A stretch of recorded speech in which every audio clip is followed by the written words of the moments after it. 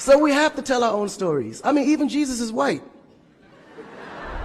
And you believe it. But it's okay, because how you were framed, if you taught something from the day you were born, and your mother taught you that, your father taught you that, it's real. You never look at your mom and your dad as liars. But their mother and father taught them the same thing, because that's the kind of history that's put out for them to believe. Our history books in the U.S. is all white American history, culture that's been borrowed from other nations.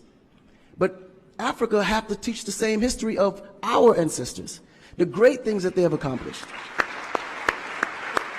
You know? And it's going to be the jobs of directors like yourself, filmmakers like yourself, to narrate that story. How do we want to be perceived? How do we want that story to be narrated to the rest of the world?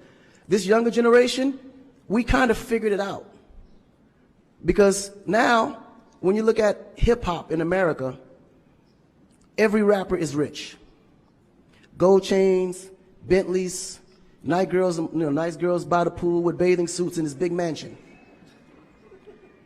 And then, when the video's over, they get on their phone and call an Uber.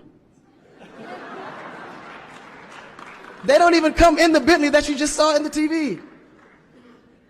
But you go to Nigeria, we got Wizkid, Davido, P-Square, all these guys driving a Bentley, Mercedes. They actually own those cars. That's the difference. But if we don't translate that, they will never know. They think we're going to leave the shoot and go home on a horse or a zebra. Because that's what they know. This is why African Americans are so afraid of Africa. You mention Africa, they start shaking. There's so much fear. They don't know how to translate that. It was just recent that people are now saying, yeah, man, you know what? I rock with Africans, man. You know what I'm saying? I want to do some collaborations, man. Yo, man, I need an Afrobeat remix, you know what I'm saying? But before, they'd be like, man, I don't know that dude. I'm not putting him on my record. So the younger generation is slowly understanding how you have to rebrand the culture, because the culture has adapted.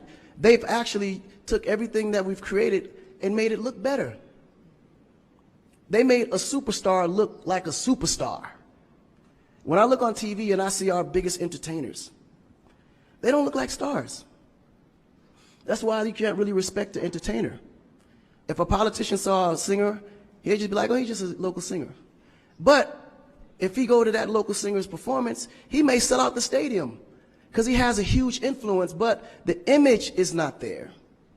So we have to take